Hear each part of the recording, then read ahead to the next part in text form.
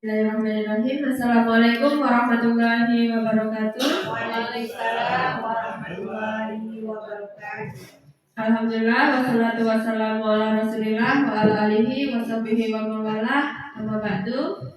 Pertama-tama marilah kita memanjatkan rasa puji syukur kita kehadirat Allah Subhanahu wa taala yang mana pada hari ini kita masih diberikan kesehatan dan kesempatan sehingga kita bersama dapat berkumpul di ruangan yang berbahagia ini dalam rangka diseminasi atau menyebarkan pemahaman dan penerapan pengalaman budaya positif oleh peserta CGP Angkatan 9 Kabupaten Aceh Tengah dari SMP Negeri 25 Takengon. Yang terhormat Bapak Kepala SMP Negeri 25 Takengon serta Bapak Ibu Dewan Guru yang hadir pada ruangan yang berbahagia ini yang saya hormati. Baiklah, di sini saya sebagai moderator. Alangkah baiknya marilah kita buka bersama-sama acara pada hari ini dengan bacaan basmalah.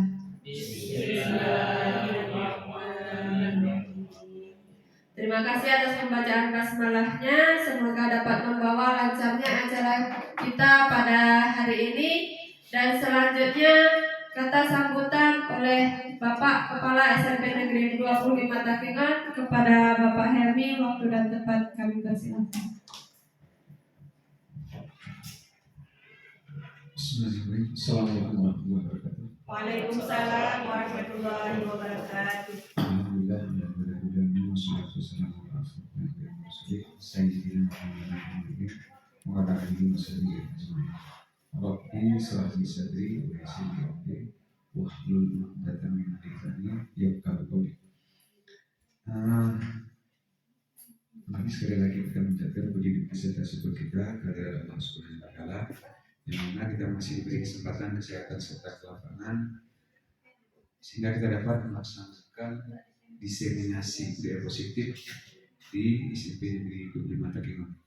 Kemudian salam kepada Nabi besar Muhammad sallallahu alaihi wasallam juga membawa kita dari alam dunia hingga alam. Berhormatan saya kepada Bapak Ibu Guru SMP Negeri 25 Takengon, Bapak Ibu CGP Angkatan 9 yang tahun ini melaksanakan program pendidikan yang mana hari ini berkenaan dengan diseminasi budaya positif. Dalam hal ini Bapak Ibu Guru semua, mungkin budaya positif ini sudah dilaksanakan sebenarnya, tetapi mungkin dalam runtutannya kita tidak mengerti, tidak mengetahui bagaimana prosesnya. Di mana dalam program CGP ini sangat bagus sekali sebenarnya programnya, yang mana kita dituntut dalam proses pelaksanaan pembelajaran yang berpusat pada peserta didik ini banyak hal baru yang memang kita dapatkan, termasuk di program sekolah penggerak. Ada hal baru ditambah lagi di program CGP ini. Jadi alangkah bagusnya sebenarnya kita melaksanakan program ini dan juga diikuti dengan perencanaan yang matang. Terkadang kita sudah melaksanakan, tapi target pencapaian kita belum tahu. Artinya kalau dari awal kita tahu ini programnya itu terencana dalam prosesnya, semoga tujuan akhirnya itu tercapai. Sekilas saya mendengar juga ketika Bapak Ibu ini melaksanakan baik itu kolaborasinya, kemudian di pelatihannya, saya pun serius mengikuti untuk itu apa kolaborasi ya, yang seperti sore kemarin apa itu ruang kolaborasi, sehingga banyak hal-hal baru yang memang yang harus kita laksanakan di pembelajaran kekinian, apalagi di menerapkan kurikulum merdeka, yang mana bangun budaya positif ini setiap gurunya nanti diharapkan dapat melaksanakan hal tersebut secara terprogram, beruntut, dan ada laporan akhirnya, karena itu harus dipaparkan juga target pencapaian setiap waktunya. Jadi dengan program yang kita laksanakan di Indonesia diseminasi hari ini mudah-mudahan itu membuka cakrawala wawasan kita dan kita menggali kembali potensi yang ada di kita untuk mengembangkan peningkatan kompetensi, sehingga harapan dari kurikulum merdeka itu juga sampai di sekolah kita, sehingga tujuan akhirnya ke anak didik kita itu tercapai seperti harapan kita, sehingga profil pelajar Pancasila juga tertanam pertama sekali di kita, kemudian nanti akhirnya di anak didik kita. Demikian saja, semoga tujuan yang kita harapkan hari ini juga tercapai dan juga tujuan sekolah kita pelan-pelan kita ubah sehingga dapat merubah paradigma kita semua ke yang kita harapkan. Demikian saja, saya akhiri. Wabillahi taufiq wal hidayah. Assalamualaikum warahmatullahi wabarakatuh. Waalaikumsalam warahmatullahi wabarakatuh.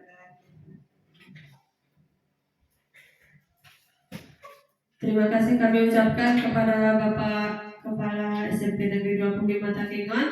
Yang selanjutnya yaitu pemaparan, penyebaran pemahaman dan penerapan pengalaman budaya positif. Yang pertama akan dilakukan atau akan disampaikan oleh Ibu Liza Yartina. Kepada Ibu Liza Yartina, waktu dan tempat kami persilahkan.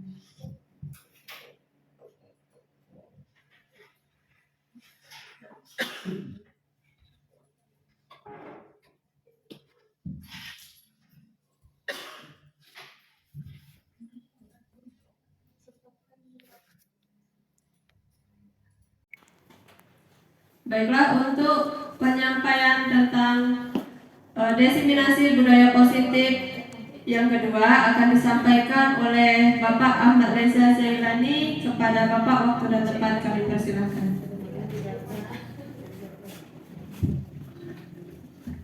Tes. Terima kasih kepada Ibu Moderator. Nah, yang pertama saya ucapkan selamat datang kepada Bapak Ibu yang hari ini berkenan hadir dalam diseminasi saya tentang budaya positif. Yang pertama, puji syukur kehadirat Allah Subhanahu wa taala yang mana hingga pada saat ini kita masih diberikan kesehatan sehingga dapat berkumpul di ruangan yang berbahagia ini. Tak lupa salawat dan salam kepada baginda Nabi Muhammad SAW. Mudah-mudahan kita berhadir mendapatkan syafaat jauh yang nantinya. Yang kami hormati Bapak Kepala Sekolah, Bapak dan Ibu Kepala Sekolah, dan seluruh Dewan Guru yang berhadir di forum yang berbahagia ini. Izinkan saya untuk memaparkan budaya positif kepada Bapak Ibu yang sekiranya tujuannya adalah Bapak Ibu nantinya bisa memahami apa itu budaya positif dan bagaimana pelaksanaannya. Itu adalah tujuan kita pada hari ini. Nah, sebelum masuk materi ini, saya minta Bapak Ibu coba berdiri yuk, berdiri sama-sama yuk. Kita bermain dengan kepalan tangan. Nah, sekarang saya minta Bapak Ibu membayangkan di tangan kanannya ada sebuah benda yang sangat berharga. Yuk ke depan tangannya. Ada bayangkan di depan di kepala tangan kita ini ada yang sangat berharga sekali dari diri kita. Kemudian kita kepakan. Sekarang tangan yang di kepala ini coba Ibu berikan ke teman sebelah. Ibu buka yang sebelahnya. Saling membuka. Ya, coba apakah bagaimana respon Bapak Ibu untuk mempertahankan benda yang paling berharga ini? Ayo, coba buka, saling membuka. Iya, ada yang salaman. Saling buka. Iya, betul. Oke, terima kasih tepuk tangannya, sama-sama. Yang saya mainkan di sini itu pena. Iya. Oke, saya minta satu responnya dari Bapak Ibu yang mau menceritakan proses terjadinya dari kepala tangan tadi. Siapa yang mau bercerita nih? Saya, Pak. Boleh Ibu.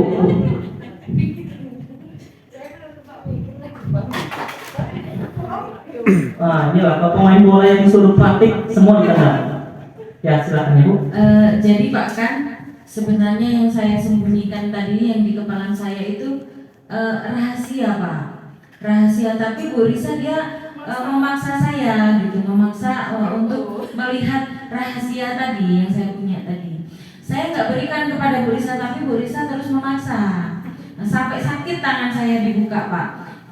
Intinya saya nggak mau memberikan, tapi Bu Risa tetap penasaran. Nah, dengan dipaksa itu Pak kan, saya merasa kesal sama Bu Risa. Saya nggak mau memberikan karena itu rahasia yang saya ingin tidak diketahui orang lain, seperti itu Pak. Ya, terima kasih Ibu. Tepuk tangan dong Bapak Ibu. Nah, itu salah satu contohnya ya Bapak Ibu. Jadi segala sesuatu yang berharga itu jangan sembarangan juga kita kasih, kita jaga. Lalu siapa yang bisa membukanya sebenarnya dengan gampang? Kita sendiri, Prof. Betul, kita sendiri yang membukanya yang bisa. Artinya ada posisi kontrol dalam diri kita yang sebenarnya memiliki kekuasaan penuh terhadap apa yang menjadi keberhasilan kita. Oke, terima kasih Bapak Ibu. Itu sedikit ice breakingnya ya. Jadi jangan sembarangan membuka atau memberikan hal yang berharga kita miliki kepada orang lain. Nah, perubahan paradigma teori kontrol atau ilusi kontrol ini ada ilusi guru itu mengontrol murid. Sebenarnya tidak ya. Tahu ilusi Bapak Ibu ya? Tahu ilusi? Bayangan. Nah, kita ngebayangin kita yang mengontrol murid. Sebenarnya tidak. Murid yang memiliki kendali penuh atas kontrol mereka sendiri. Kemudian ada ilusi bahwa kritik dan membuat orang merasa bersalah dapat menguatkan karakter. Tidak juga. Terkadang dari hal yang seperti ini Bapak Ibu justru menjatuhkan mental dari murid itu sendiri. Jadi hati-hati posisi kita ya Bapak Ibu. Kemudian ada ilusi bahwa semua penguatan positif efektif dan bermanfaat. Tidak semua penguatan itu bermanfaat Bapak Ibu. Terkadang kita perlu menjatuhkan sedikit agar mereka bisa mendaki lebih tinggi. Kemudian ada ilusi bahwa orang dewasa memiliki hak untuk memaksa. Seringkali kita posisi sebagai guru ini, terkadang anak tidak sanggup mengerjakan PR, kita paksa mereka. Kamu gak mengerjakan PR hari ini, maka hari ini juga mengerjakan PR tersebut. Jadi jangan paksakan Bapak Ibu ya. Ini adalah ilusi-ilusi kontrol yang seringkali kita lakukan di lingkungan sekolah. Nah, dari ilusi kontrol tadi Bapak Ibu, sebenarnya kita diharapkan berubah dan beralih ke budaya positif. Kenapa budaya positif? Suasana positif sangat mendukung terlaksananya pembelajaran yang kondusif. Suasana positif akan membuat lingkungan belajar lebih menyenangkan, sehingga proses belajar dapat berjalan tanpa beban dan tekanan, melainkan keinginan dan kesadaran dari dalam diri peserta didik.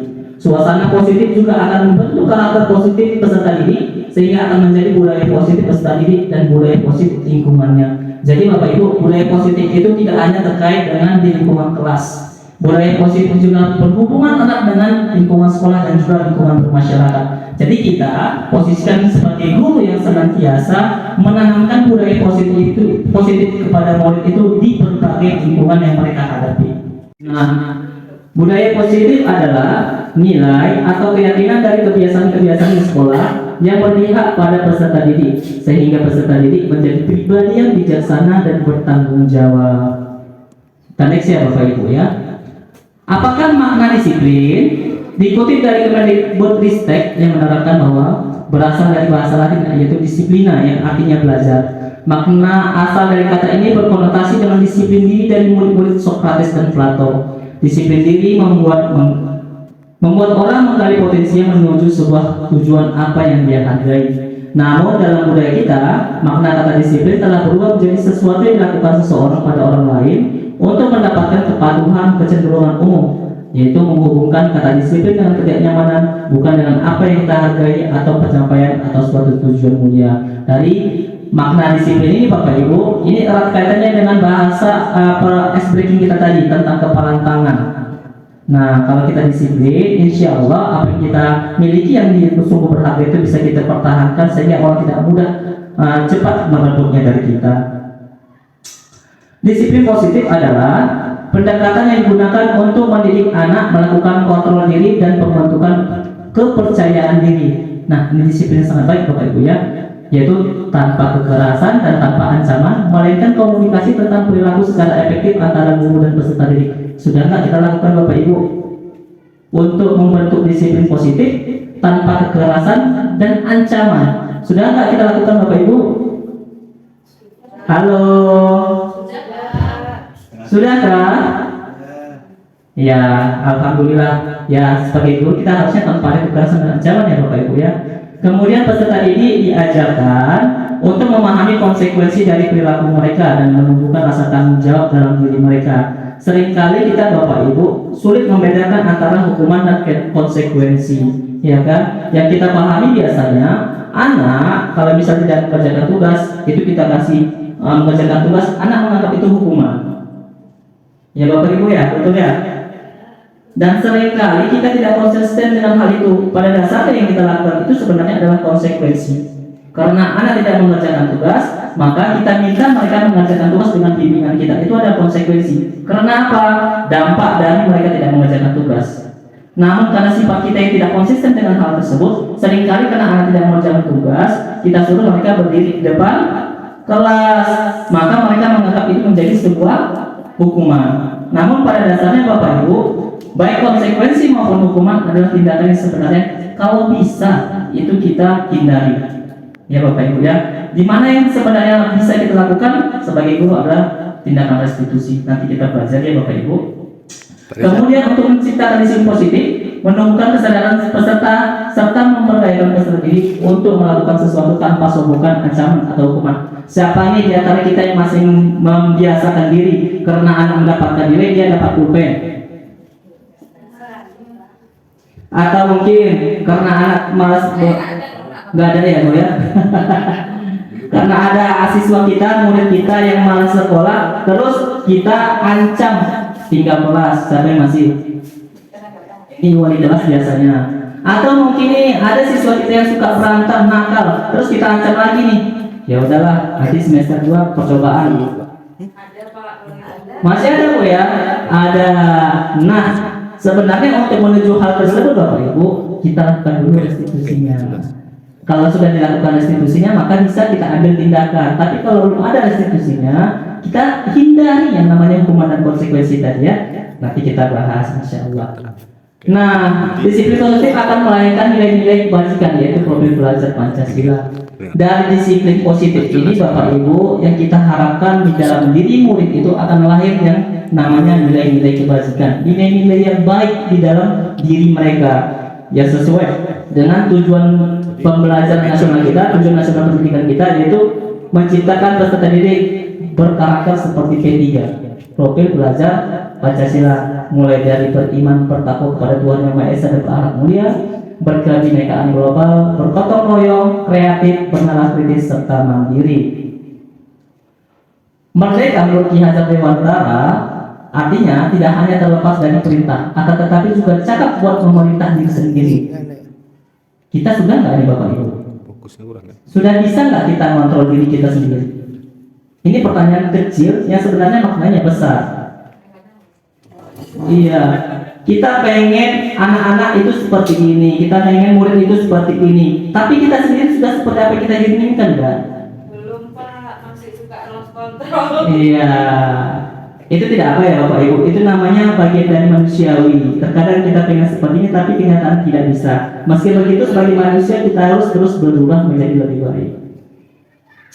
Membentuk keyakinan kelas. Ini saya rasa Bapak Ibu wali kelas kemarin sudah aktif dan sepertinya sudah mulai memahami keyakinan lebih menggerakkan seseorang dibandingkan mengikuti serangkaian peraturan.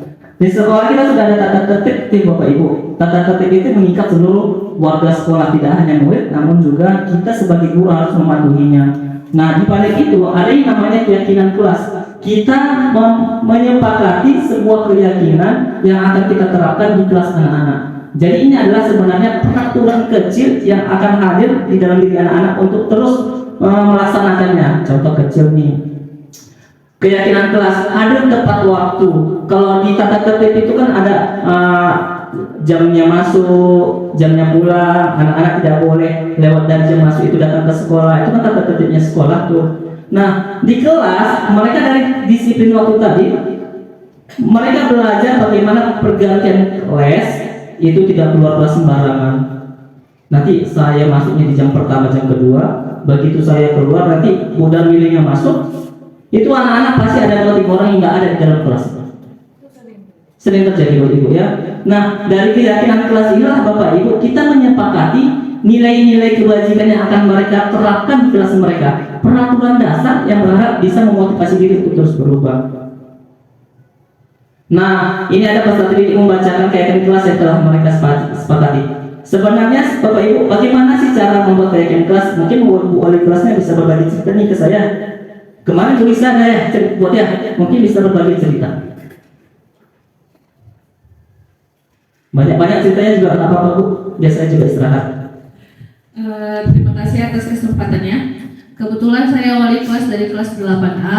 Saya sudah membuat keyakinan kelas bersama murid yang ada di kelas 8A. Itu awalnya seperti ini Pak. Masuk dari pergantian jam pelajaran itu banyak anak yang di luar. Awalnya dari situ kan Pak. Kemudian banyak anak-anak yang ketika gurunya lagi menerangkan, tapi dianya main-main, bersenda sama lawannya. Awalnya dari situ. Jadi saya ikut berpartisipasi juga di dalam membuat keyakinan kelas tadi. Jadi mata pelajaran saya kebetulan prakarya Pak. Jadi saya ambil untuk membuat keyakinan kelas. Kemudian saya memfasilitasi anak-anak untuk membuat keyakinan kelas itu. Jadi anak-anak membuat di dalam satu kertas kecil, mereka buat satu-satu. Nanti kami pilih nih Pak yang kira-kira hampir sama, digolongkan gitu. Jadi di kelas kebetulan saya membuat 6 kesepakatan kelas. Di situ sudah ada keyakinannya yang dibuat dengan kata-kata positif. Tidak ada yang seperti kayak kata peraturan ya Pak, dilarang, tidak boleh, tidak ada. Kebetulan kami juga punya konsekuensi kalau misalnya anak-anak melakukan pelanggaran terhadap kesepakatan kelas tadi. Konsekuensinya mungkin kalau menurut restitusi mungkin agak salah sedikit ya Pak ya. Kebetulan kalau yang salah, anak-anak dibuat seperti biodata Pak. Misalnya hari ini si Miko misalnya kayak hari ini kan bolos tuh Pak. Jadi saya buat di situ kesepakatan apa yang dia lakukan itu salah. Berarti dibuat saya melanggar keyakinan kelas nomor ini dengan kata-kata ini gitu. Jadi anak-anak juga sudah tahu keyakinan kelas mereka itu dibuat untuk apa gitu Pak. Terima kasih. Kasih dong aplaus nih wali kelasnya. Ini wali kelas salah satu penggerak biar kita tergerak. Kalau gitu kita latihan nih buat keyakinan kelas. Ada yang tahu, ada yang ragu jadi masalahnya, atau bahkan tidak tahu sama sekali. Punya pulpen Bapak Ibu, coba angkat nih pulpennya. Bapak Ibu punya pulpen? Yang nggak punya boleh dipinjam sama temannya yang punya lebih. Oke, sudah. Nah, saya minta Bapak Ibu tuliskan satu aja kelas impiannya. Seperti apa? Misal nih, saya tidak mengganggu teman sekelas. Saya tuh, karena itu basic sekali. Mungkin Bapak Ibu punya imaji yang lain, silakan. Satu orang satu, kalau 10 juga boleh Bu. Disetor Pak? Disetor.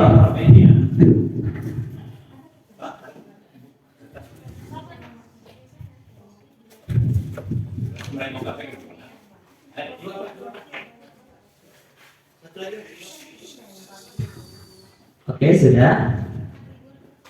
Yang sudah diangkat kertasnya saya bacain. Ya luar biasa. Ibu ini kalau di dalam kelas berarti juara umum biasanya. Saya bacain boleh ya? Sama teman-teman. Berpakaian rapi sesuai aturan sekolah. Ini tulisannya karena sudah melaksanakan ini. Kalau bahasanya saya biasa ini dilarang mengeluarkan baju ini toleransi. Tapi karena ibunya ini sudah melaksanakan keyakinan kelas, jadi sudah nyambung. Yang sudah angkat yuk. Ya, juara 2 umum.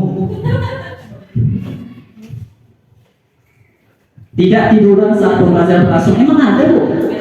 Ada. Wah. Kalau memang ada sebenarnya kita sediakan bantal ini Bu.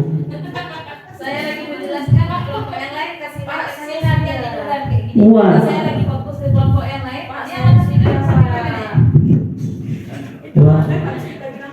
Nanti Bu bendara tolong ya, bantal disediakan bisa nih.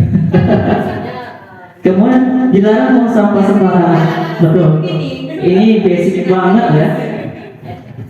Bapak-bapaknya ada? Oke. Selalu mengerjakan PR. Emang ada siswa yang mengerjakan PR Pak? Banyak. Oh, pelajaran saya nggak ada, Pak. Memang pelajaran saya punya prakteknya, Pak. Bapak Ibu yang lain ada kan? Oke. Ada nih. Dilarang mengganggu temannya. Kalau ada yang ganggu gimana, Bu? Bapak juga dilarang mengganggu temannya. Oke. Ini kan sifatnya kan negatif ya, Bapak Ibu. Karena ada bahasa dilarang, ada bentuk kalimat positif.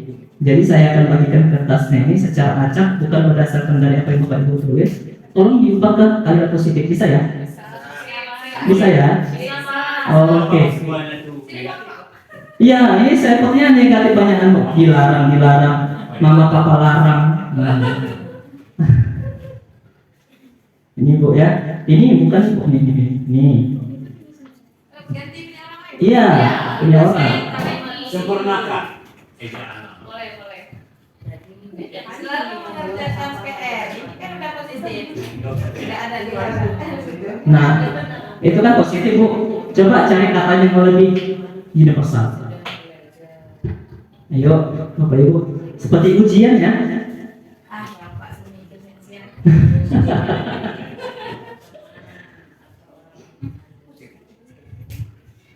Kalau sudah selesai, boleh diangkat kertasnya.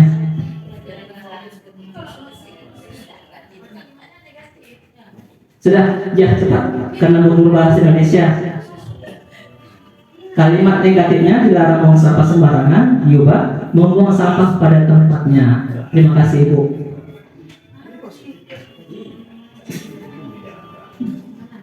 Kalau membuang sampah pada tempatnya boleh nggak jadi keyakinan kelas Bu? Boleh ya? Boleh ya? Berarti udah satu kesepakatan kelasnya, keyakinan kelas nih. Kemudian ini ada tertib dan fokus saat proses belajar mengajar. Wah, luar biasa. Bertanggung jawab pada tugasnya, keren. Kalau anak lagi piket, mereka bertanggung jawab tanpa harus disuruh sudah mengerjakan piketnya. Bapak-bapaknya sudah? Positif. Cara berubah jadi negatif ya.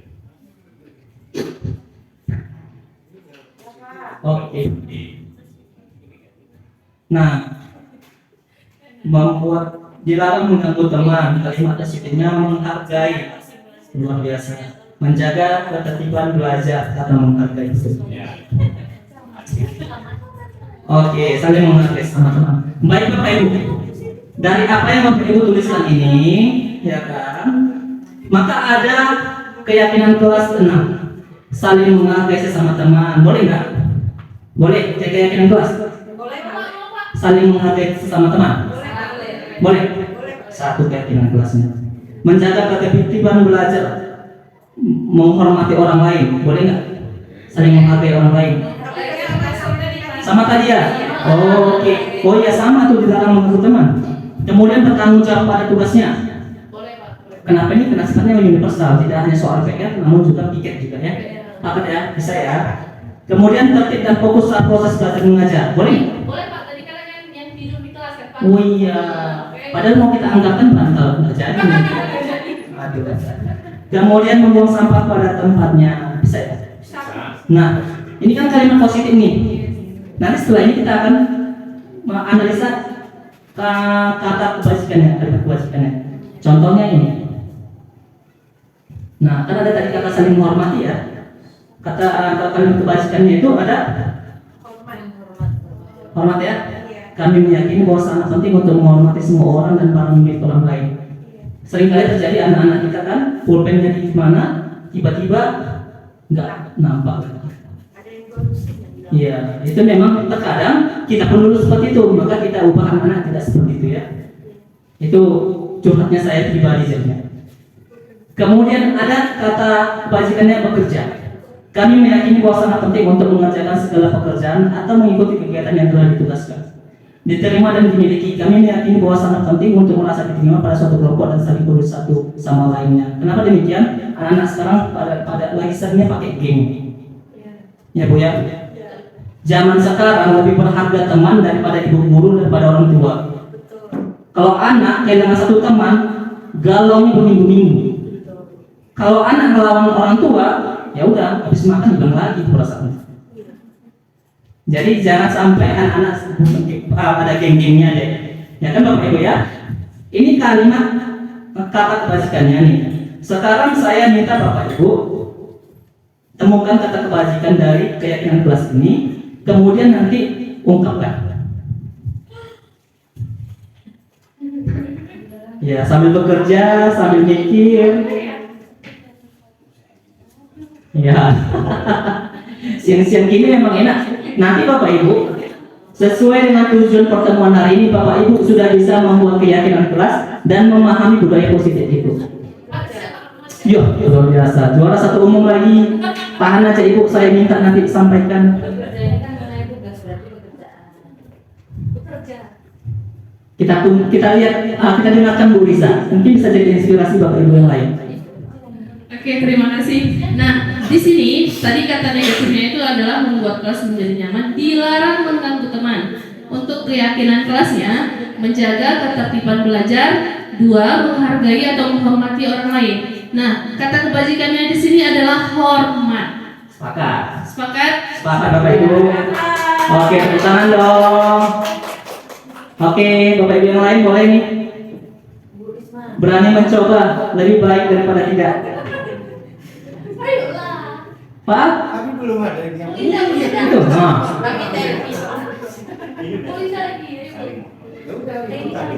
Setelah diseminasi ini, Bapak Ibu sudah bisa membuat keyakinan kelas sekarang.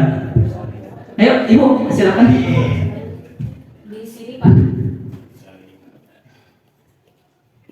Di sini tadi awalnya kalimatnya sudah positif, nah ini Pak, mengerjakan tugas tepat waktu atau selalu mengerjakan tugas berarti kan sudah positif Pak ya. Nah kalau menurut saya nilai kebajikannya tentang bekerja. Oke, sepakat Bapak Ibu? Yuk, yang terakhir nih, siapa yang berani mengungkapkan? Oh ini ada. Oh Bapak Ibu, ayo Bapak ya. Ini yang terakhir, penutup. Nanti jangan lupa pegangnya dikumpulin. Di sini tadi nilai negatifnya yang pertama yaitu dilarang mengganggu temannya.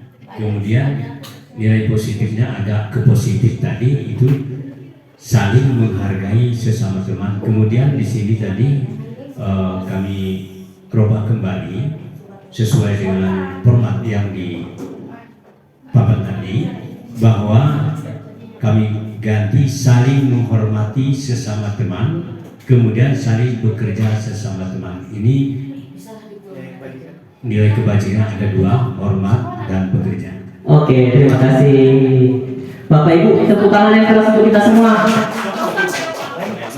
Jadi dari hari ini Bapak Ibu yang hadir sudah bisa memperkeyakinan kelas. Langkah kecilnya itu. Nanti langkah lebih eksklusifnya nanti lanjut ke meja saya. Insya Allah kita ajari. Oke, nah kita masuk ke materi berikutnya nih tentang 5 kebutuhan dasar manusia. Jadi Bapak Ibu, 5 kebutuhan dasar ini erat kaitannya dengan murid.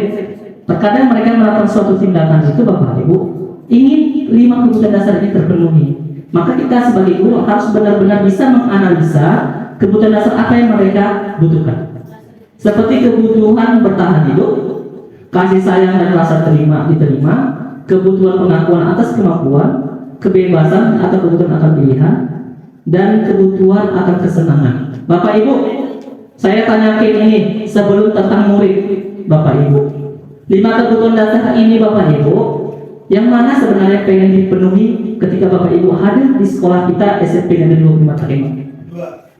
Kasih sayang dan rasa diterima dari teman-teman ya, boleh juga. Yang mana lagi Bapak Ibu? Kebetulan terang hidup betul, nggak ada gaji, bahaya juga kita ya. Bekerja bisa dimakan. Betul Ibu, betul. Kemudian apa lagi? Ya nggak ada. Ya. Satu dan satu tapi tidak. Kalau begitu saya tanya satu persatu. Pak Al, kalau seandainya saya hubungkan kebutuhan yang Bapak perlukan tentang kebutuhan pengakuan atas kemampuan, contohnya gimana? Akan kemampuan. Power. Contohnya Pak, itu menyangkut tentang kemampuan kita itu sendiri. Kalau kita menjadi guru ya kita itu mengajar di dalam kelas. Betul. Ini misalnya Pak kan jago berdrama, pengennya itu murid saya apa dong kasih pujian, Pak bagus loh berdrama, harusnya sering-sering loh, gitu loh Pak. Mungkin dari pujian Bu Lisa ini yang harusnya dramanya seminggu sekali malah 3 kali seminggu, meningkat. Benar ya Bapak Ibu ya, basic nih sebenarnya. Nah ini kemudian nih Bu Risma, kalau dihubungkan 5 kebutuhan dasar ini tentang kesenangan, tentang Ibu hadir di SMP 25 Takema.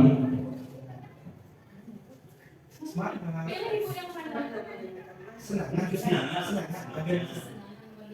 Iya.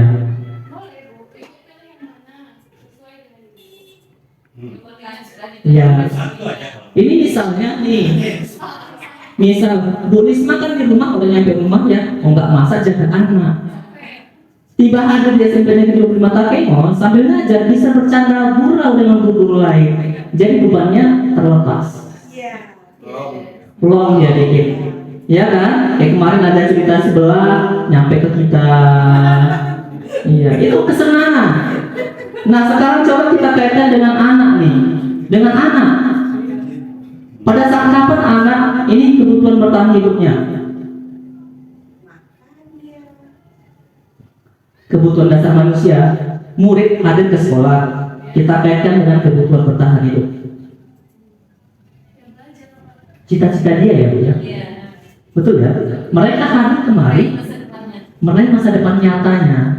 Jadi kita harus welcome sama mereka agar mereka tidak terkecoh dengan main-main tadi. Kemudian kalau kasih sayang dan rasa diterima, mereka hadir di sini. Ya sebagai anak seperti Betul. Kadang nih Bapak Ibu, anak datang pagi-pagi gak dimasakin, marah dia merajuk. Mama ini nasi gorengnya pakai garam terus, kan gitu. Nyampe ke sekolah dia udah ada perasaan dongkol. Tapi kita sebagai guru hadir sebagai orang tua kedua, berikan kasih sayang dan rasa diterima. Yang awalnya belajarnya gak semangat, karena hadirnya kita, dia jadi semangat. Ya Bapak Ibu ya, ini tentang 5 kebutuhan dasar nih. Kemudian ini ada kebutuhan pengakuan atas kemampuan. Ini anak, kira-kira apa kaitannya? Ya lebih semangat ya Pak kalau ada pengakuan dari sekolah gitu. Betul. Makanya ada Pak satu. Betul. Biola ada piagam. Benar, sepakat dengan tulisan. Jadi saya tidak perlu lagi bahas ini. Kemudian 5 kebutuhan dasar tentang kebebasan mereka. Ayo kita kaitkan dengan SMP kita. Siswa hadir untuk kebebasan di SMP Negeri 25 Takemon. Kira-kira apa ya nilai kebutuhannya? Mungkin dari segi belajar Pak, dia mana yang dia gemari itu satu kebutuhan. Sepakat. dia bebas berkreasi. Sepakat. Minat juga. Betul.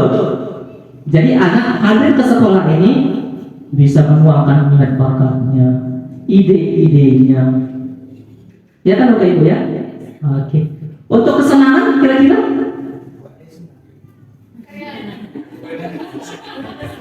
Belajar sambil bermain. Belajar sambil bermain Bapak Ibu ya.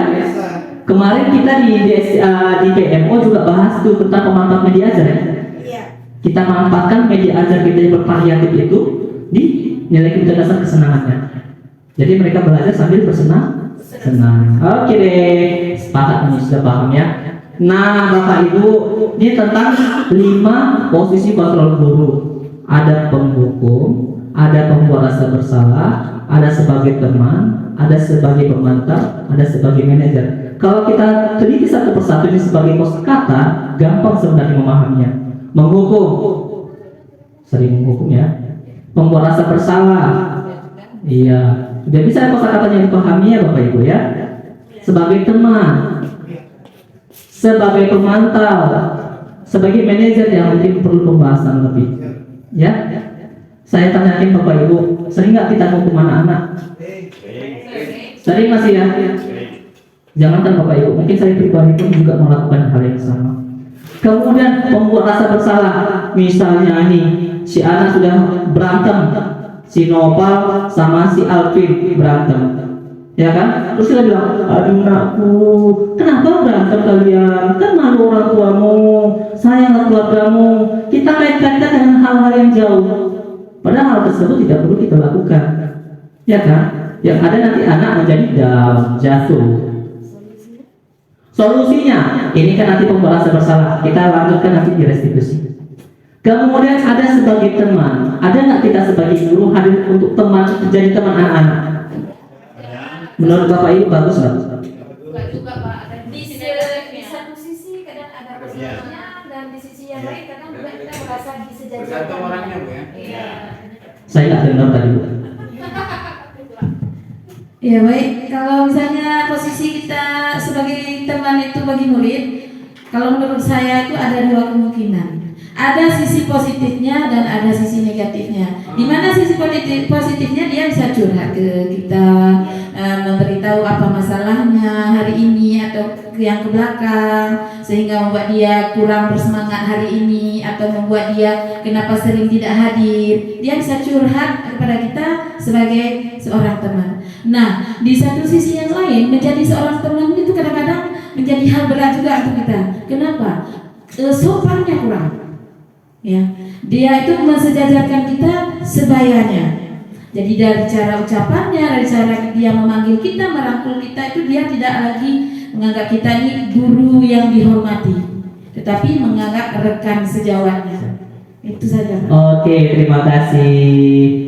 Ya, ini sepertinya mulai menarik ya Bapak Ibu ya. Kalau gitu saya akan tampilkan contohnya deh tentang 5 posisi kontrol guru dalam bentuk video ya.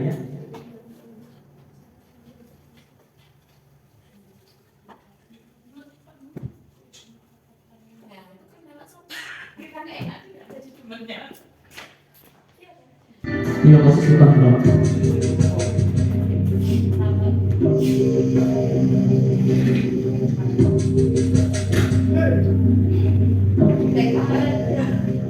Naran,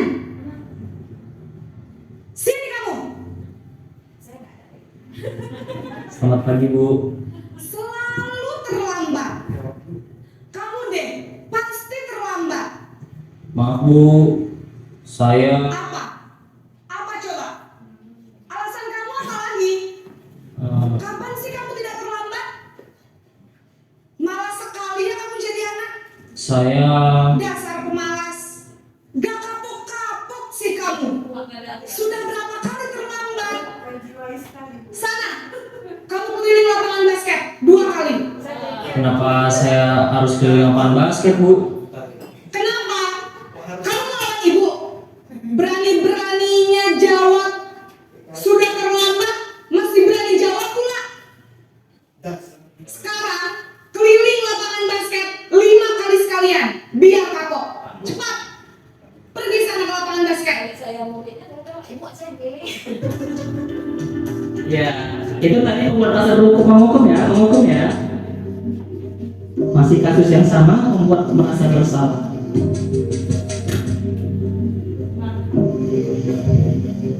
Naran,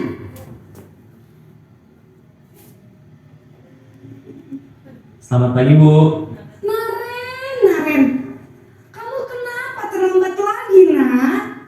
Ya Tuhan, Naren. Kamu senang ya bikin ibu susah ya?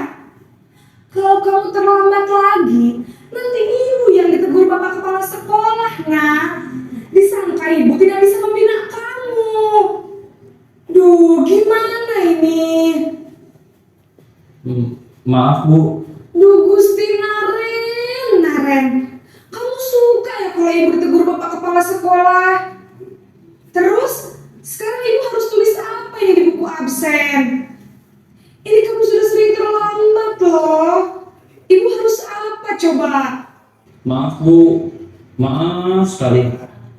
Ya sudah, lain kali jangan bikin ibu susah lagi ya nak ya. Ibu tidak akan kuat lagi kalau kamu begini terus. Bisa jantungan kalau ibu tegur bapak kepala sekolah. Sana cepat ke kelas. Maaf ya Bu. Maaf sekali. Siapa yang sering ngomong kayak tadi? Guru penjasnya kayaknya Bu ya. Kalau tidak saya Oh, pertama. Kalau yang kedua tadi kira-kira siapa istrinya? Saya. Dimas. Gara-gara kamu nanti saya dimarahin kepala sekolah. Bahaya kita Bu ya. Tapi nggak ada kok di sekolah kita insya Allah. Posesi membuat rasa bersalah, berbicara dengan nada tenang.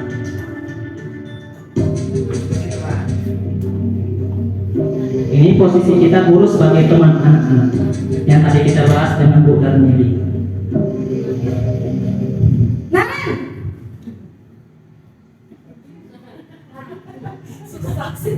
Ini kalau yang masuk pelajar nih, pelajar. Gitu. Sudah jam berapa ini, Nak?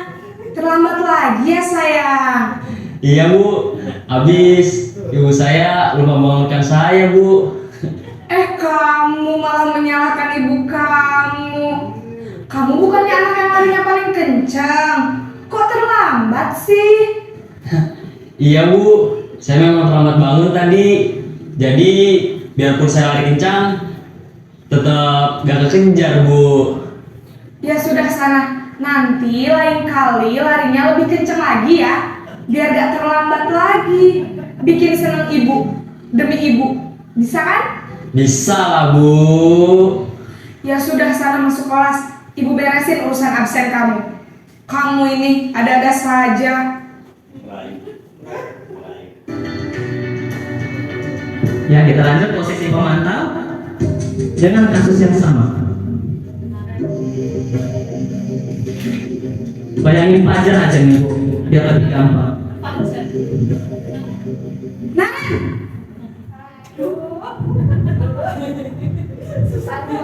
Selamat pagi Bu. Naren, apa peraturan sekolah kita tentang jam berapa kita harus masuk sekolah, Nak? Kita harus di sekolah jam 7 Bu. Iya betul, sekarang sudah jam 7.20. Naren sudah tahu konsekuensinya jika terlambat hadir. Paham Bu, saya harus tinggal kelas pas jam istirahat selama 20 menit. Iya benar, konsekuensinya demikian. Jadi nanti jam 9.30 pas istirahat, kamu harus tinggal di kelas, kerjakan tugas tambahan untuk ketertinggalan kamu, ya? Baik Bu. Sebelum yang terakhir nih Bapak Ibu, sebagai teman tadi masih sering dilakukan nggak ya? Masih ya? Sesekali, tapi masih ada ya. Yang kemudian tadi terakhir sebagai pemantau paling sering nih, karena berkaitan dengan pemantau dengan penghukum. Ya kan Bapak Ibu ya? Karena pemantau ini berkaitan dengan peraturan sekolah juga. Maka ini yang terakhir Bapak Ibu.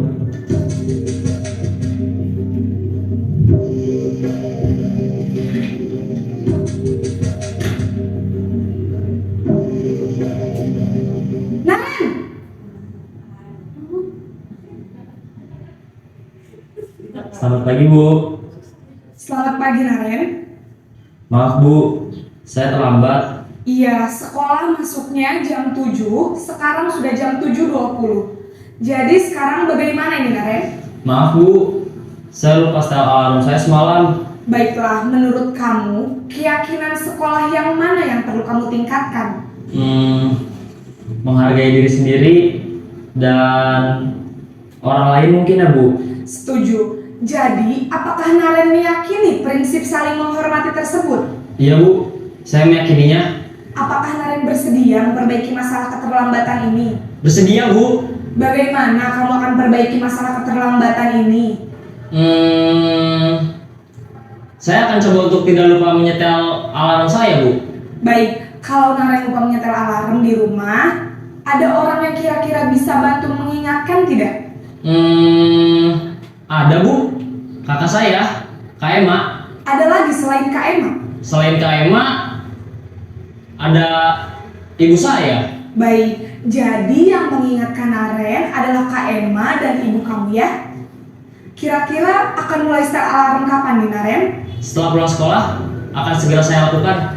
Baik, jadi Naren akan setel alarm untuk bangun besok pagi dan akan diingatkan oleh kakak dan ibunda Naren ya. Ada lagi yang mungkin perlu dilakukan Naren agar tidak terlambat bangun lagi? Tidak ada Bu. Baik Naren, terima kasih untuk kerjasama kamu. Sekarang kamu perlu kembali ke kelas untuk belajar. Baik Bu, terima kasih. Oke, baik Bapak Ibu. Dari video singkat tadi, kita sudah mulai terbuka sedikit ya tentang 5 posisi kontrol. Nah, sekarang kira-kira nih yang paling tepat di posisi apa Bapak Ibu? Posisi kelima ya, manajer ya. Karena dari pembawaan gurunya bagus, kemudian anak mulai memahami apa kesalahan dia dan bagaimana cara memperbaikinya. Kalau Bapak Ibu sudah paham, nah ada studi kasus nih yang kita pecahkan bersama-sama. Dimas sering tidak masuk sekolah dan terkadang hadir namun tidak membawa buku sama sekali. Apa yang akan Bapak Ibu lakukan? Kita gunakan posisi kelima tadi yang sudah dapat sepakati, yaitu posisi sebagai manajer. Yuk Bapak Ibu, masih bawa pulpennya enggak? Masih bawa pulpennya? Ditanya habis. Yuk, coba. Oh, ada kertasnya lagi tadi ya. Coba hadirkan diri kita sebagai manajer untuk studi kasus ini. Dimasukin kita tanya jawabnya. Ya, ini praktek langsung sepertinya ya Pak. Ini Bu. Biasanya bahasa Indonesia ya. Iya, biasanya bahasa Indonesia bagus nih. Oke. Maksudnya kayak kamu dibahas. Saya kasih belumnya tadi Bapak Ibu.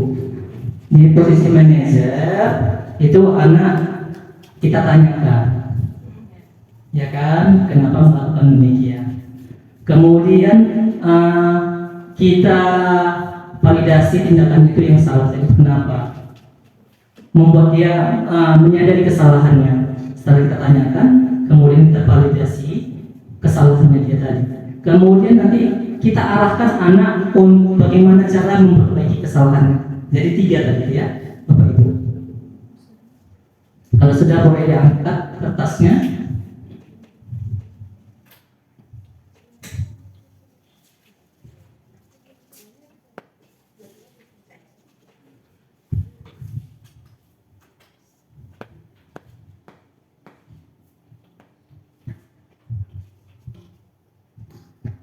Jangan lupa kata kuncinya ada tindakan, tanyakan mengapa demikian. Kemudian anak itu menjadi sadar akan kesalahannya. Kemudian bagaimana memperbaiki kesalahannya.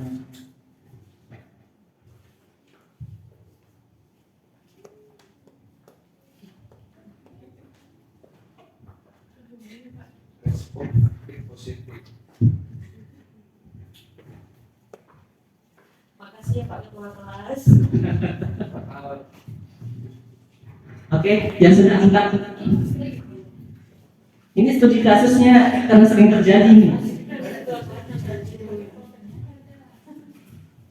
Sudah? Nah, kalau belajarnya seperti ini, saya yakin setelah dari hari ini, setelah selesai diseminasi, apapun masalah anak-anak selesai. Berhubung mati lampu Bapak Ibu, kita manual nih.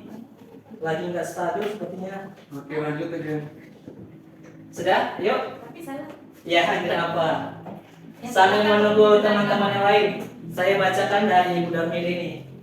Yang dilakukan setelah studi kasus tadi, memanggil Dimas secara pribadi dan menanyakan apa hal yang menyebabkan Dimas sering tidak masuk sekolah dan tidak membawa buku. Kedepannya, apa yang akan Dimas lakukan agar hal ini tidak terulang lagi? Kira-kira menurut Ibu, apa yang akan dilakukan Dimas?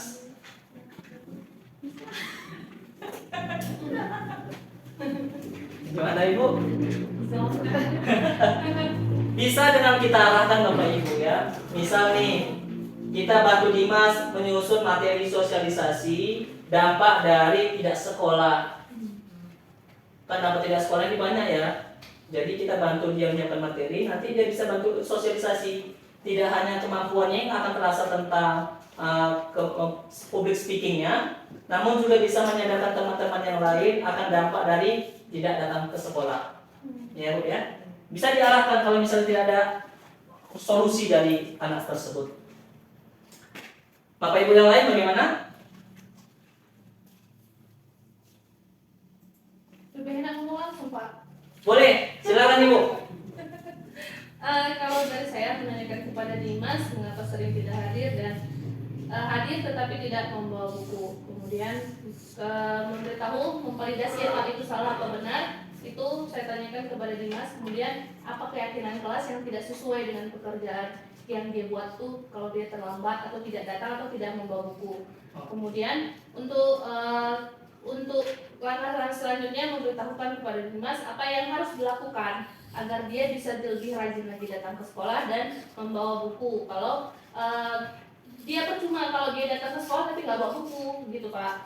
Dan itu terus keyakinan kelas apa yang dia langgar tadi, kemudian itu dia harus meyakini kalau dia tuh nanti kedepannya jadi apa kalau dia tidak hadir datang ke sekolah gitu. Oke, sudah semakin terarah ya. Jadi Bu Risa ini sudah sangat paham menempatkan dirinya sebagai manajer dari apa penjelasannya tadi. Mungkin Bapak Ibu yang lain nih, satu orang lagi yang bisa memaparkan. Oh, Bu Risa, saya bacain Bu ya. Nah, saya akan memanggil Dimas ke ruangan kelas saya, ruangan khusus, supaya dia merasa nyaman. Iya, sepertinya perlu bantuan. Oke, baca. Oh, pulpennya ini. Ya, jadi di sini untuk kasus Dimas tadi, saya akan memanggil Dimas ke ruangan khusus. Artinya tidak langsung di depan teman-temannya supaya apa? Menjaga privasi dan juga mentalnya si Dimas, biar dia merasa nyaman dan tidak down. Kemudian saya menanyakan kepada Dimas, kenapa dia tidak hadir ke sekolah. Tentu Dimas pasti punya alasan dia tidak hadir ke sekolah. Dan kenapa dia tidak membawa buku kalaupun dia hadir ke sekolah. Kemudian saya di sini mengatakan pada Dimas bahwasanya semua orang itu pasti punya masalah. Dan masalah itu bukan berarti tidak ada solusinya. Ada solusinya. Jadi saya mengajak Dimas untuk mencari solusi bersama-sama terkait dengan permasalahan Dimas tadi. Mungkin kenapa dia tidak datang sekolah, mungkin kadang dia bekerja apa itu namanya yang untuk buang kulit kopi yang merah tuh, giling kopi. Digiling kopi sampai tengah malam. Kemudian bangun paginya udah kesiangan, makanya dia tidak datang ke sekolah. Mungkin bisa jadi, maka kita harus cari tahu dulu. Kemudian saya menanyakan sama Dimas, kan ini kita ceritanya udah buat keyakinan kelas. Keyakinan kelas mana yang dilanggar oleh Dimas yang tidak datang ke sekolah dan tidak membawa buku ketika datang ke sekolah. Nah, setelah itu saya juga mencoba memfasilitasi dan menggali apa yang bisa Dimas lakukan ke depan supaya ini tidak terulang lagi. Apa cita-cita si Dimas ini ke depan? Dia ingin menjadi orang seperti apa sih? Kemudian apa yang bisa dia lakukan untuk mengatasi masalah dia ini? Itu saja Pak. Oke, terima kasih Bu. Tepuk tangan dong. Ini juara umum semua nih guru-gurunya. Belum masuk ke restitusi, udah tahu restitusi nih. Gimana cara jelasinnya nih ya? Oke deh, meski begitu saya jelasin sedikit. Lampunya sudah ada Pak? Belum. Restitusi merupakan proses menciptakan kondisi bagi murid untuk memperbaiki kesalahan mereka, sehingga mereka bisa kembali pada kelompok mereka dengan karakter yang lebih kuat. Gosen buat. Jadi Bapak Ibu, nanti sambil membahas restitusi ini, lihat lagi tuh studi kasus yang Bapak Ibu lakukan. Apakah sudah sesuai dengan restitusi? Ya. Segitiga restitusi merupakan tahapan tindakan yang dilakukan guru yang bertujuan agar peserta didik dapat mencari solusi untuk masalahnya, dapat berpikir tentang orang seperti apa yang mereka inginkan, tahu bagaimana mereka harus memperlakukan orang lain, menjadi lebih memiliki tujuan, disiplin positif, dan memulihkan dirinya setelah berbuat salah, serta menjadi orang yang menghargai nilai-nilai kebajikan yang mereka percayai. Di segitiga restitusi ada 3 tahapan. Yang pertama, menstabilkan identitas tadi Bapak Ibu. Bagaimana caranya? Yang menanyakan si Dimas kenapa sampai melakukan hal tersebut. Kemudian validasi tindakan yang salah. Kita menyadarkan si Dimas akan kesalahan yang dia mengakui kesalahan tadi. Kemudian menanyakan keyakinan, yaitu dengan bagaimana cara si Dimas untuk memperbaiki kesalahannya. Dimas menstabilkan identitas, mengubah identitas anak dari orang yang gagal karena melakukan kesalahan menjadi orang yang sukses. Berbuat salah itu tidak apa-apa, tidak ada manusia yang sempurna. Saya juga pernah melakukan kesalahan seperti itu. Contoh nih Bapak Ibu, si Dimas tadi kan nggak datang ke sekolah, jarang datang ke sekolah terus nggak bawa buku. Setelah kita tanya, ternyata alasan si Dimas seperti yang disampaikan Bu Lija tadi, ternyata dia bekerja di penggilingan kopi. Nah, kalimat yang pertama itu Bapak Ibu tampilkan adalah, oh iya Dimas, kalau saya bekerja seperti kamu, tentu saya mungkin akan jadi jarang sekolah karena fokusnya sudah membantu keluarga. Itu tahapan menstabilkan identitas karena kita bisa jajarkan jadinya dengan si Dimasnya, agar kita bisa lebih memahami perasaan si Dimas. Kemudian ada di tahapan kedua, validasi tindakan yang salah. Semua tindakan manusia, baik atau buruk, pasti memiliki maksud atau tujuan tertentu. Padahal kamu bisa melakukan yang lebih buruk dari ini ya, kamu pasti punya alasan mengapa melakukan hal itu. Nah, setelah kita menstabilkan identitas Dimas, kemudian ada kalimat, oh iya ya, kamu pasti melakukan karena ada hal sebabnya ya. Nah, nanti kan si Dimasnya cerita tuh, iya Pak, di rumah kan mama sendiri, jadi dia perlu dibantu untuk mencari uang makan sehari-hari. Jadi dia tidak secara langsung menjadi tulang punggung. Nah, kemudian ada validasi tindakan yang salah tuh. Anak akan siap untuk dihubungkan dengan nilai-nilai yang dia percaya dan berpindah menjadi orang yang dia inginkan. Apa yang kita percaya sebagai keyakinan kelas atau keluarga? Apa nilai umum yang kita telah sepakati? Jadi kita anjurkan sama si Dimas ini, Dimas, kan ada tuh keyakinan kelas kita itu, yaitu untuk rajin datang ke sekolah. Nah, harusnya kan kita laksanakan berdasarkan kesepakatan kita. Nah, dari situ nanti si Dimas akan mulai sadar bagaimana cara mengubah kesalahan itu menjadi sebuah motivasi diri untuk berubah menjadi lebih baik. Oh iya Pak, seperti video tadi, nanti saya akan lebih rajin lagi datang ke sekolah. Saya akan berusaha memanajemen waktu saya untuk bekerja dan juga untuk ke sekolah. Begitu ya Bapak Ibu ya, di tahapannya. Nah, mungkin hanya itu yang bisa saya sampaikan terkait dengan budaya positif ini. Tentunya banyak kekurangan dan juga kesalahan bagi saya dalam penyampaian. Harapan saya sebenarnya tujuan dari destinasi tercapai, Bapak Ibu tetap bisa menerapkan budaya positif di sekolah, berhasil menyusun keyakinan kelas, dan menerapkan restitusi dalam setiap persoalan yang dihadapi dengan murid. Demikian akhirul kalam, wabillahi taufiq wal hidayah. Wassalamualaikum warahmatullahi wabarakatuh. Berdiri. Bisa.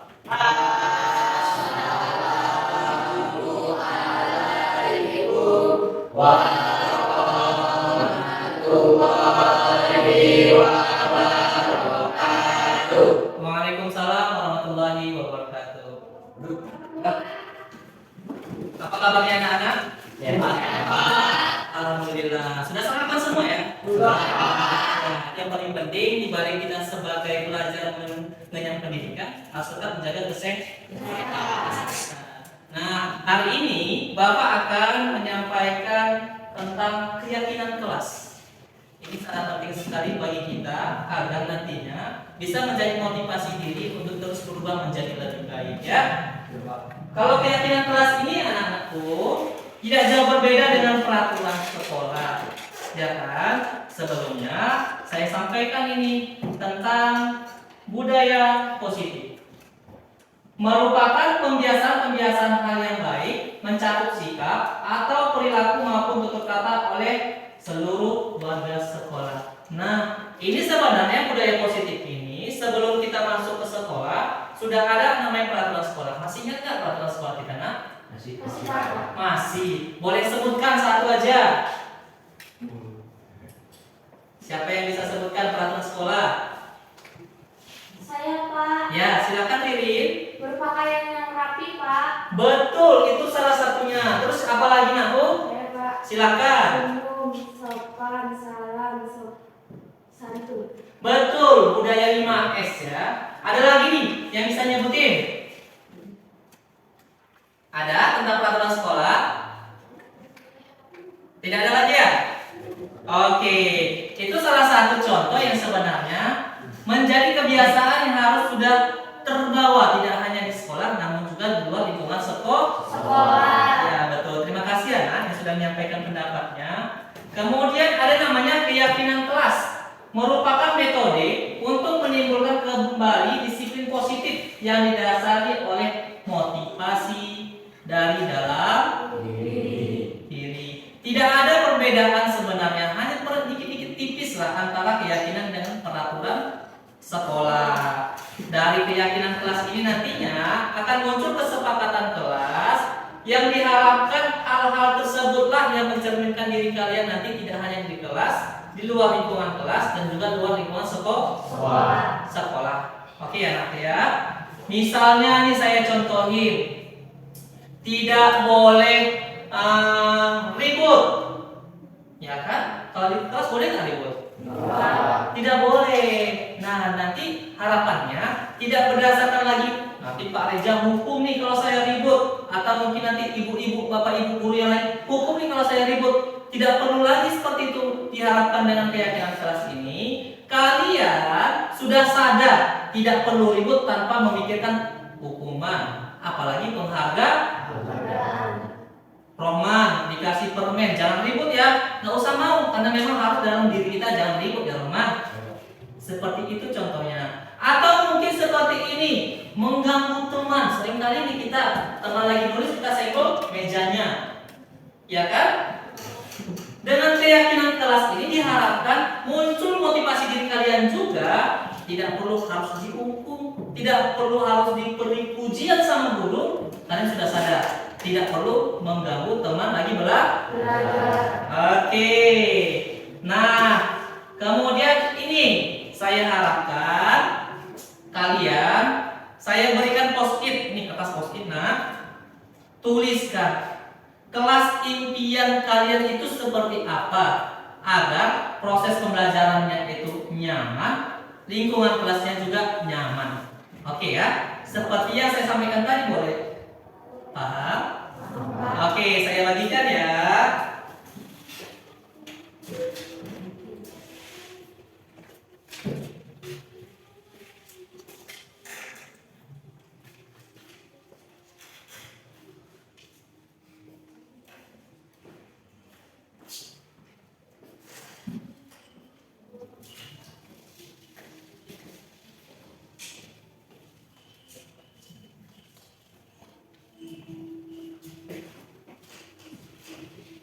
Mungkin ada yang lupa-lupa tuh, boleh juga didiskusikan sama temannya biar lebih ingat lagi. Oke, silakan ditulis nah.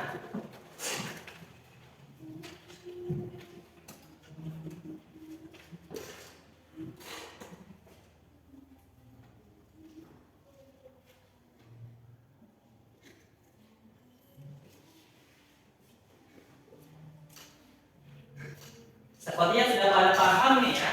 Kalau berbicara tentang keyakinan dan peraturan ini sepakat deh, sepertinya sudah sangat mengetahui sekali karena berkaitan dengan kehidupan sehari-hari. Oke, yang sudah selesai boleh tuh ditempelkan di paper yang berwarna putih. Yuk silakan maju ditempelkan.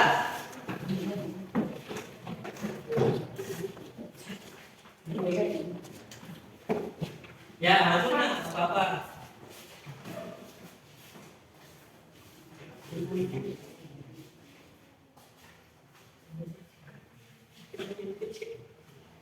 Oke, ya, sepertinya jawabannya sangat-sangat inspiratif nih.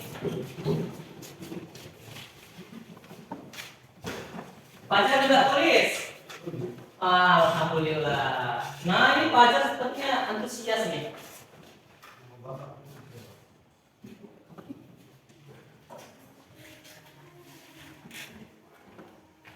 Oke deh. Saya bacain boleh? Boleh. Oke. Ini ada satu dari Bayu nih. Jangan bermisi terlalu lama. Berarti sering ya bermisi lama ya? Iya, nggak apa-apa. Nanti kita bahas ya. Kemudian ada tidak boleh membolos sekolah. Sering terjadi ya? Tapi kita nggak ada ya? Insya Allah tetap dipertahankan. Kemudian tidak boleh berbicara yang kasar. Betul sekali nih. Tetap harus sopan ya. Kemudian tidak boleh ribut. Nah, nanti habis ini jangan lagi ribut ya. Kalau sepakat kita ya. Tidak boleh merokok. Ini bagus ini ada di dalam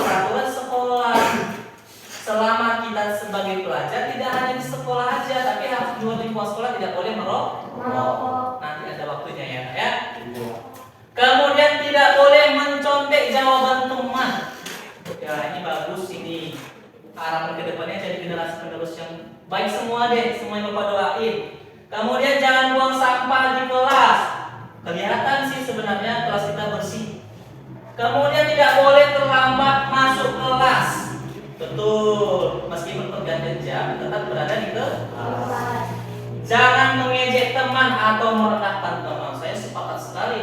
Ini ada dalam peraturan sekolah nih, ya kan? Lagi-lagi kita aktifkan tentang proyek P5 kita, dilarang bullying, ya kan? Bagus.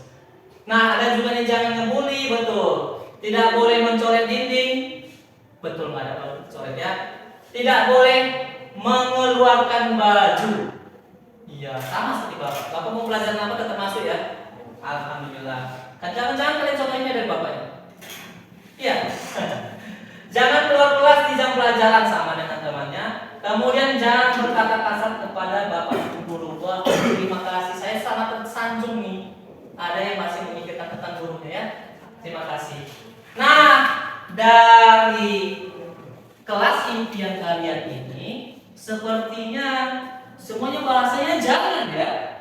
Ya memang sebenarnya kalau tidak boleh lakukan itu ya tidak boleh, jangan. Bahasa untuk melarang, betul ya? Betul, Pak. Nah, Bapak pengen nih sama-sama kita buatin kalimat yang negatif ini berubah menjadi kalimat positif untuk kita sepakati menjadi keyakinan kelas.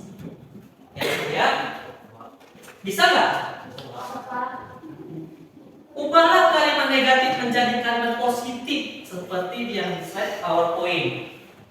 Contohnya nih, ada yang tadi jangan permisi terlalu lama. Mungkin bisa di kalimat positifkan, efisienkan waktu ketika permisi. Begitu ya kan?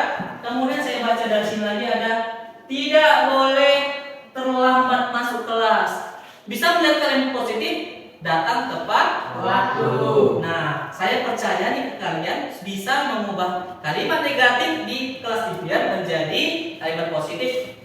Keyakinan kelas yang kita sepakati ya. Oke, ini kalau boleh saya minta saya bagikan post-it yang ini, kemudian tuliskan namanya ya. Oke, bisa? Oke, baik, saya bagi.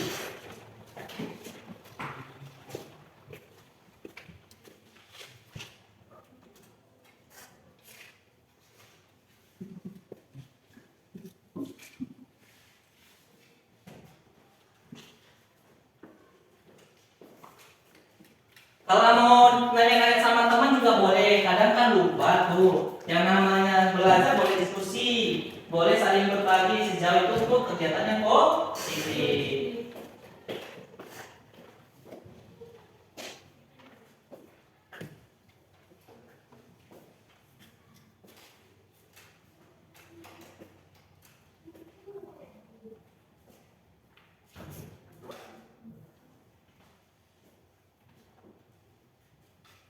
Yang mengalami kesulitan boleh nanya ke Bapak. Kalau sudah bisa dan sudah selesai, silakan ditempel di paper yang berwarna hitam menjadi keyakinan kelas bersama.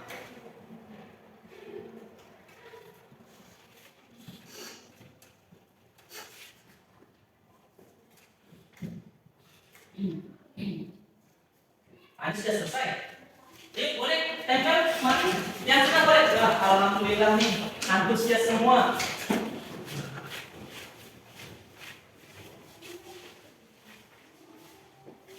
Wah, pintar-pintar nih anak Bapak nih. Semua sudah mulai paham kalimat negatif dan positif.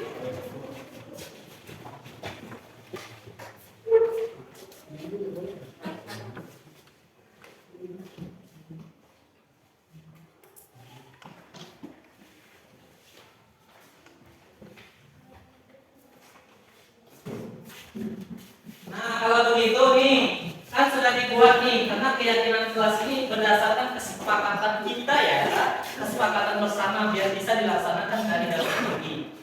Bisa bantu Bapak nggak satu orang maju, bacakan terus ganti ke kalimat positif? Siapa yuk angkat tangan? Ya boleh, silakan Lili. Ragu-ragu dia, tapi Bapak tahu. Boleh dibaca yang mana aja menjadi keyakinan kelas. Boleh dari satu baris ini deh. Satu baris boleh ya? Boleh, coba baca Lili. Rajin-rajin kelas sekolah. Oke, rajin datang ke sekolah. Sepakat nggak? Sepakat nggak? Kalau jadi keyakinan kelas boleh nggak? Boleh, Kak. Oke, yang kedua. Jagalah kesehatan dan cara menjauhi rokok dan tidak merokok. Sepakat nggak? Sepakat, Kak. Kalau jadi keyakinan kelas boleh? Boleh, Kak. Oke, lanjut nih. Budaya 5S. Iya, sepakat nggak nih? Sepakat, Kak. Kalau disapa-sama Pak Reza harus senyum, ya kan? Kemudian dibalas lagi sapaannya dengan bahasa yang sopan. Oke, nah. Datang tepat waktu. Bisa nggak nih? Bisa. Betul? Betul. Oke, boleh keyakinan kelas tuh. Menjaga ketertiban kelas. Bisa nggak? Bisa. Sanggup? Sanggup, Pak. Oke, keyakinan kelas. Lanjut aja, kayaknya seru nih. Membuang sampah pada tempatnya. Bisa nggak? Bisa. Ada tong sampah tadi? Ada. Oke, boleh. Saling menghargai teman. Bisa nggak? Bisa.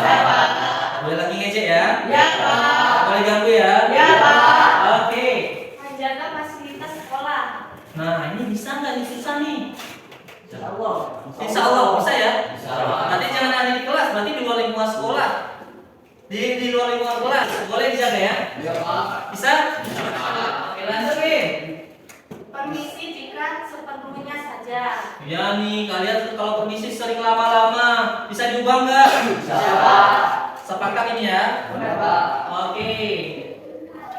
Bersikap jujur dalam kehidupan sehari-hari. Bisa nggak? Bisa, Pak. Gimana aja jujurnya?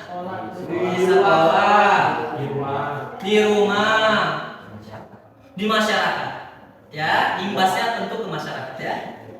Lanjut. Berpakaian yang rapi. Ya, saya deh contohnya. Kalau Pak Reza kan mau pelajaran PJOK, pelajaran apapun masukin baju ya. Nanti sepakat kita ya. Sopan santun. Oke, budaya 5S tadi ya. Oke, lanjut. Tetap di kelas walau jam pelajaran sudah berganti. Nah, ini yang sering kejadian.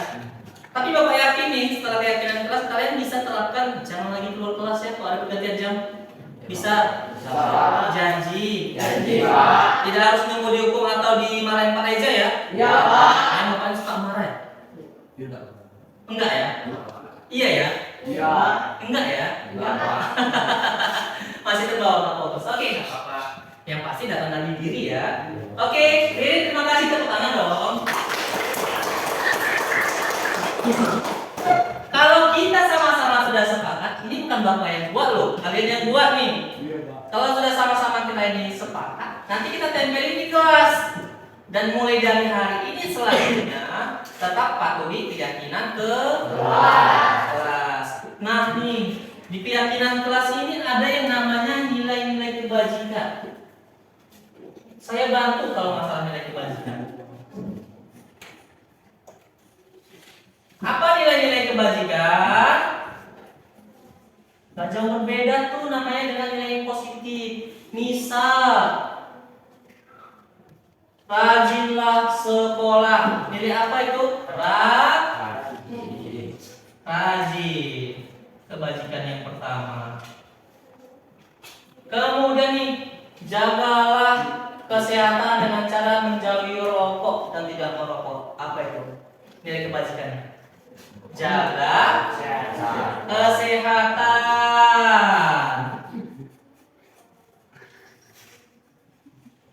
Kemudian datang tepat waktu. Apa nilai kebajikannya? Tepat waktu. Tepat waktu. Kalau disingkat lagi disiplin.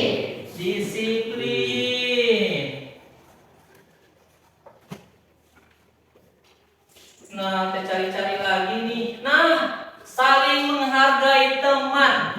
Apa nilai kebajikannya? Menghargai.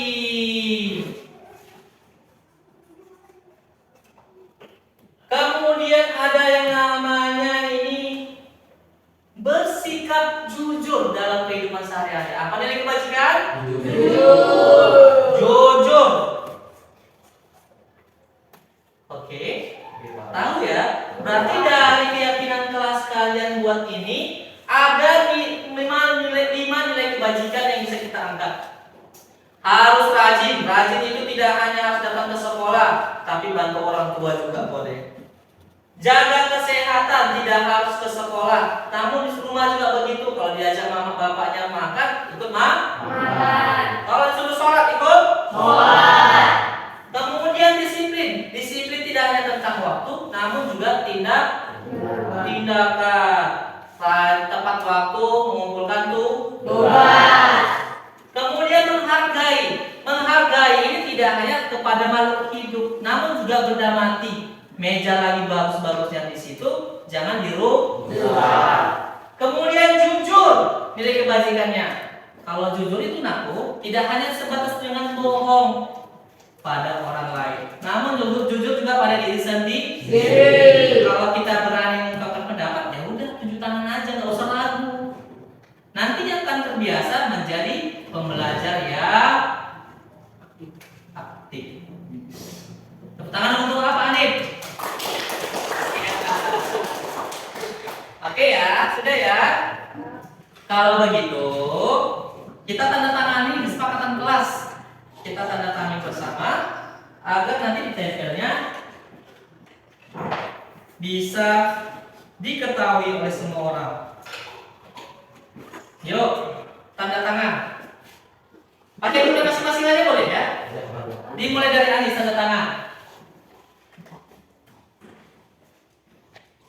Tanda tangan di sini.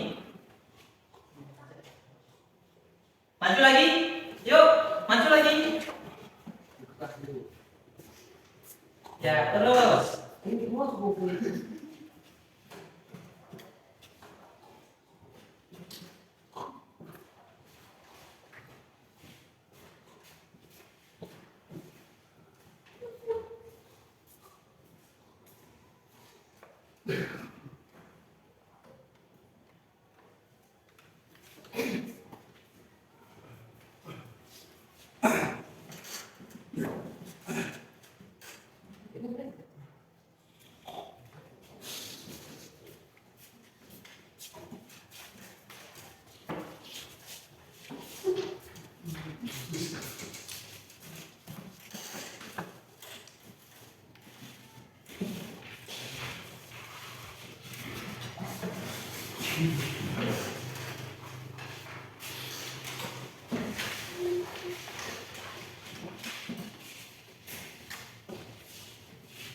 Dari tanda tangan ini nanti diharapkan kalian tidak lagi melanggar keyakinan kelas karena sudah menjadi tanggung jawab bersama.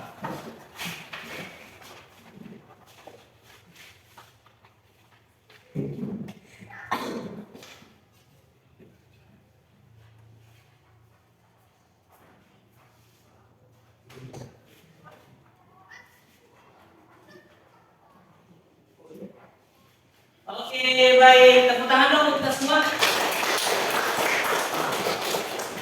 Nanti saya minta kepada pengurus kelas nih, mulai dari ketua kelas, sekretaris sama bendahara, tolong kita bersama-sama. Nanti saya bantu untuk membuatkan poster keyakinan kelas. Kemudian nanti ditempelkan di dalam kelas kita ya. Baik. Ada yang mau ditanyain aku? Sudah cukup jelas ya? Alhamdulillah. Kita berjumpa lagi minggu depan. Mudah-mudahan keyakinan kelasnya sudah diterapkan berdasarkan motivasi diri sendiri dan tidak ada lagi yang namanya melanggar, apalagi peraturan sekolah. Demikian saja pembelajaran hari ini. Bapak mohon maaf apabila ada ucapan ataupun tindakan yang kurang berkenan. Ya, saling memaafkan kita ya. Ya Allah. Wabillahi taufiq wal hidayah. Wassalamualaikum warahmatullahi wabarakatuh. Waalaikumsalam.